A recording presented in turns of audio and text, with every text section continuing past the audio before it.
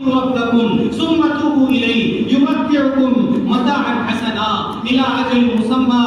اللہ تبارک و تعالیٰ فرماتا ہے کہ جو انسان استغفار کرتا ہے اللہ تبارک و تعالیٰ پیدائش سے لے کر موت تک کی زندگی کو خوشحال زندگی بنا دیتے ہیں. پوری زندگی کی گارنٹی قرآن کے الفاظ میں إلى أجل مسمى. جب تک وہ زندہ رہتا ہے اللہ اس کے دامن کو خوشیوں سے بھر دیا کرتے ہیں. چوتھی جگہ ہمارا رب فرماتا ہے ما كان الله معذبهم وهم يستغفرون. کوئی قوم استغفار کرنے والی ہو اللہ اس پر عذاب بھیج دے، ایسا نہیں ہوا کرتا. استغفار کرنے والے پر اللہ کا غصہ ٹھنڈا ہو جایا کرتا ہے، اللہ کا جلال ختم ہو جایا کرتا ہے. آنے والے عذاب بھی اللہ تبارک و تعالی ختم کروا دیا کرتا ہے استغفار کی برکت سے. اور استغفار کا حکم صرف ہمیں نہیں ملتا ہے، آقا دو جہاں جناب محمد رسول اللہ صلی اللہ علیہ وسلم جنہیں اس عمل کی ضرورت نہ تھی اس لیے کہ مہر اللہ تبارک و تعالی نے لگا دی ہے اور یہ کہہ دیا ہے کہ آپ جتنے ہی گناہ کر لیں آپ سے سوال نہیں ہوگا. دنیا کے جتنے بھی انبیاء ہوتے ہیں، جتنے بھی رسول ہوتے ہیں، جتنے بھی پیغمبر ہوتے ہیں وہ معصوم عن الخطا ہوتے ہیں. ان سے گناہ کا شائبہ بھی دل کے اندر پیدا نہیں ہوتا.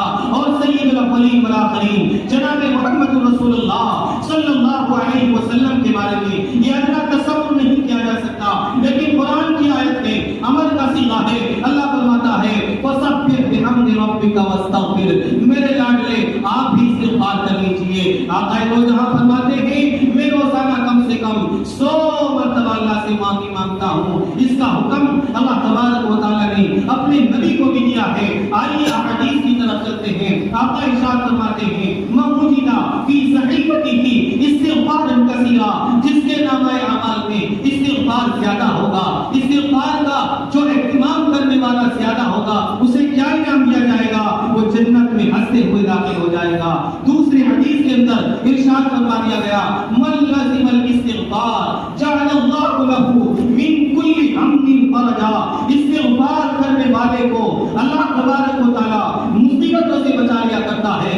یعنی غموں کے اندر جینے کا سلیقہ، غموں کے اندر جینے کا حوصلہ استغفار کرنے والے بندے کے اندر پیدا ہوتا ہے. ادھر جوان بیٹا مرا پڑا ہے، ادھر نماز کا وقت آتا ہے وہ اللہ اکبر کہہ کر نماز پڑھنے اپنے بیٹے کی میت کو قربان کر دیتا ہے. حالانکہ یہ بہت بڑا غم ہے لیکن اس غم میں زندگی گزارنے کا سلیقہ استغفار کرنے کی برکت سے آ جاتا ہے. اللہ تبارک و تعالیٰ استغفار کی برکت سے مستجاب الدعوات بنا دیا کرتے ہیں. مستجاب الدعوات اس ولی کو کہا جاتا ہے، اس انسان کو کہا جاتا ہے، اس خوش نصیب کو کہا جاتا ہے کہ جب وہ ہاتھ اٹھائے تو اس کے ہاتھوں کے نیچے آنے سے پہلے قدرت کے فیصلے ہو جایا کرتے ہیں. یہ مقام اللہ تعالیٰ استغفار سے تھا. استغفار کی برکت حدیث قدسی. حدیث قدسی کہتے ہیں کہ اللہ کا پیغام اور الفاظ نبی کریم صلی اللہ علیہ وسلم اگر اللہ کا کلام یعنی ہی اللہ کے الفاظ میں دہرا دیا جائے تو قرآن کہا جاتا ہے. نبی کے انداز میں دہرایا جائے حدیث قدسی کہا جاتا ہے. حدیث قدسی کے اندر اللہ ارشاد فرماتے ہیں کہ میرے بندے تیرے گناہ آسمان کے ستاروں سے زیادہ ہوں، تیرے گناہ ہواؤں کے تھپیڑوں سے زیادہ ہوں، تیرے گناہ درختوں کے پتوں سے زیادہ ہوں، تیرے گناہ پہاڑوں کے ذروں سے زیادہ ہوں، تیرے گناہ کائنات کی ہر شے سے زیادہ ہوں. تم استغفرتنی اور تم اسے استغفار کر لے غفرت لکا میں تجھے معاف کر دوں گا ولا ابالی اور مجھے پرواہ نہیں ہوگی کہ اتنا بڑا مجھے میں نے معاف کر دیا. ایک مرتبہ جب اللہ تعالیٰ کسی کو معاف فرما دے پھر قیامت کا کوئی اجر نہیں مل سکتا. اللہ کی عدالت دنیاوی عدالت کی طرح نہیں ہوتی کہ 50 سال کے بعد بھی فائل تیار ہو جاتی. ایک مرتبہ جب اللہ نے ختم کر دیا تو بس ختم. تو معلوم یہ ہوا کہ استغفار کی برکت سے اللہ تبارک و تعالی استغفار کرنے والے پر رحمت نازل فرماتا ہے، برکتیں نازل فرماتا ہے، انعامات نازل فرماتا ہے، اللہ کا رحم نازل ہوتا ہے. استغفار کی برکت سے اللہ رحمت کی بارشیں برساتا ہے، استغفار کی برکت سے اللہ راضی ہو جاتا ہے. اس لیے ہم سب کی ذمہ داری بنتی ہے کہ ہم استغفار کے تعلق سے ایک اہم بات بتا کر اپنی بات ختم کرتا ہوں۔ اللہ تبارک و تعالیٰ نے استغفار کے اندر کتنی پاور رکھی ہے۔ حدیث شریف کے اندر ایک واقعہ ملتا ہے نبی کے دور کا، بڑی توجہ سے سننی ہے، میری بات ختم ہو رہی ہے۔ آقائے وہ جہاں جناب محمد رسول اللہ صلی اللہ علیہ وسلم مسجد نبوی کے اندر بیٹھے ہوئے، ایک شخص مسجد کے دروازے کے باہر کھڑا ہو رہا۔ حضرت عمر تشریف لاتے ہیں، دیکھتے ہیں کہ کوئی انسان ہو رہا ہے، اس سے پوچھتے ہیں کیا بات ہے؟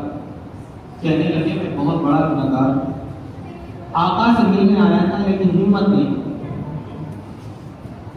حضرت عمر رضی اللہ عنہ اندر چلے گئے، اجازت مانگی آقا سے، آقا نے کہا اسے بلا لیجیے۔ حضرت عمر رضی اللہ عنہ اس کا ہاتھ پکڑ کر مسجد کے اندر لے کر آ گئے۔ اب وہ آقا کے پاس پہنچا، آقا سے کہا یا رسول اللہ صلی اللہ علیہ وسلم میں بہت بڑا گنہگار ہوں، لیکن گناہ اتنا بڑا ہے کہ آپ سے بیان نہیں کر سکتا۔ آقا نے تسلی دی کہ انسان کتنا ہی بڑا مجرم ہو، لیکن جب وہ اللہ سے معافی مانگتا ہے سچے کے ساتھ تو اللہ معاف فرما دیتا ہے۔ لیکن اس کی آنکھوں سے آنسو ٹپکتے ہیں، وہ بے تحاشا روتا ہے۔ آقا پھر تسلی دیتے ہیں، وہ پھر روتا ہے۔ آقا پھر تسلی دیتے ہیں، وہ پھر روتا ہے۔ پیارے آقا نے اس سے کہا تیرا گناہ کتنا بڑا ہے، اللہ کی رحمت بہت بڑی ہے، تو اپنا گناہ بتا، دل کے کانوں سے سننے کی بات ہے، اصلاح معاشرہ کا نچوڑ۔ وہ شخص نے کہا یا رسول اللہ صلی اللہ علیہ وسلم میں بہت بڑا پاپی اور بہت بڑا گنہگار ہوں، ایک گناہ میں نے ایک دن نہیں، 2 دن نہیں، ایک ہفتہ نہیں، 2 ہفتے نہیں، ایک مہینہ نہیں، 2 مہینہ نہیں، 1-2 سال کی بات نہیں ہے، 60 سال تک ایک گناہ میں نے کیا ہے۔ میری عمر 70 سال سے زائد ہو چکی ہے۔ یا رسول اللہ میں کفن چور تھا، کفن چوری کیا کرتا تھا، کسی کا انتقال ہوتا تھا قبر کھول کر کفن نکال لیا کرتا تھا۔ یہ عمل، یہ گناہ، یہ پاپ میں نے 60 سال تک کیا ہے۔ میری داڑھی کے بال سفید ہو چکے ہیں، میرے بچے جوان ہو چکے ہیں، ان کے بھی بچے بالغ ہو چکے ہیں، میری عمر 70 سال سے زائد ہو چکی ہے۔ یا رسول اللہ میں کفن چور تھا، کفن چوری کیا کرتا تھا۔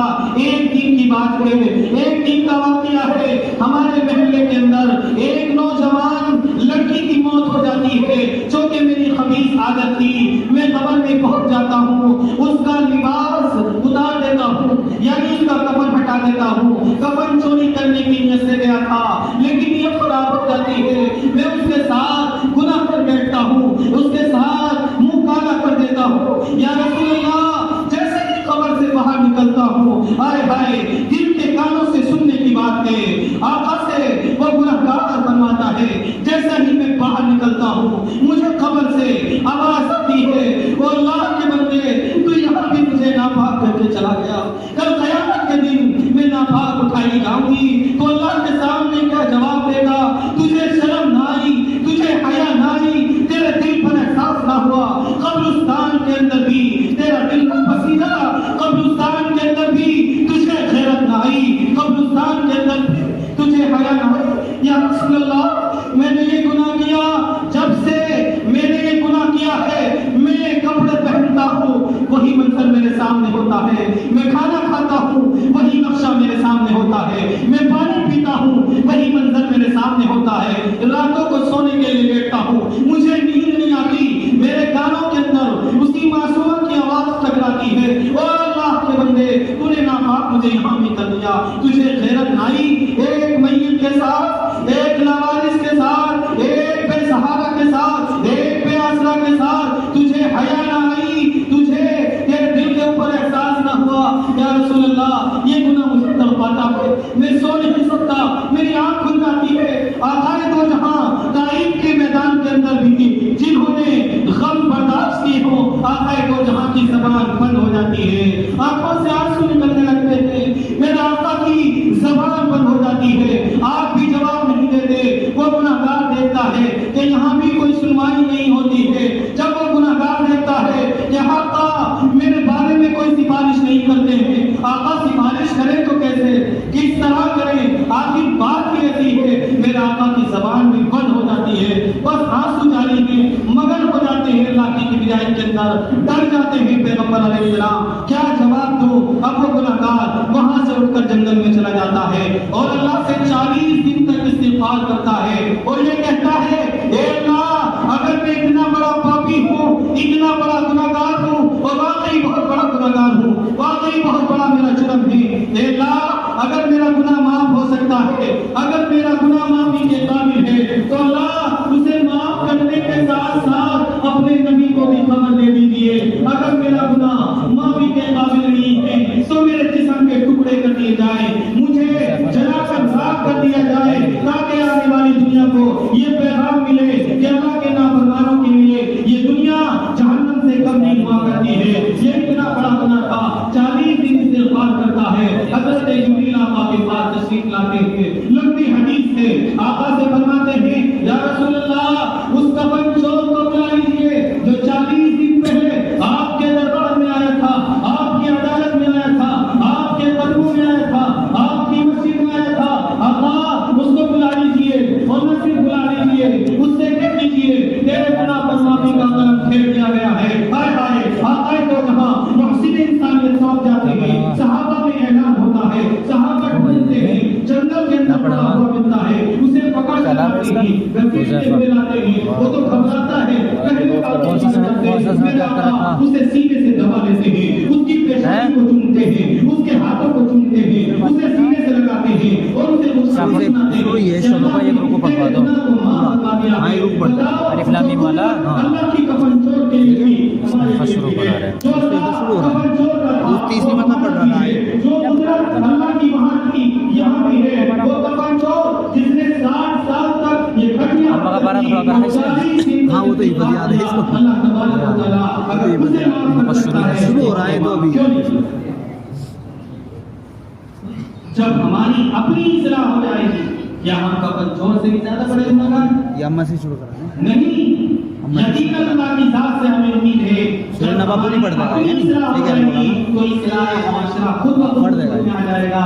جب ہم خود نماز پڑھنے کے لیے تیار ہو جائیں گے تو کسی کو کہنے کی ضرورت نہیں رہے گی۔ اس لیے اگر ہم چاہتے ہیں کہ اصلاح معاشرہ ہو جائے، اگر ہم چاہتے ہیں ہماری بستی کا نظام صحیح ہو جائے، اگر ہم چاہتے ہیں کہ ہماری علاقے کا نظام صحیح ہو جائے تو قرآن کریم کے اندر اللہ تبارک و تعالیٰ نے جو آیت نازل فرمائی اس کا خلاصہ یہ ہے کہ جو انسان اللہ کی رسی کو مضبوطی سے پکڑ لیتا ہے، اللہ کے پیغام کو مضبوطی سے پکڑ لیتا ہے، یعنی اپنی زندگی کے بارے میں غور و فکر کرتا ہے، اللہ سب سے پہلے انعام سے یہ عطا فرماتے ہیں کہ اس کا معاشرہ صحیح فرما دیتے ہیں۔ اس لیے اللہ سے دعا کریں کہ اللہ تعالیٰ ہم سب کو اپنی عطا فرمائے۔ کریں گے سب انشاءاللہ۔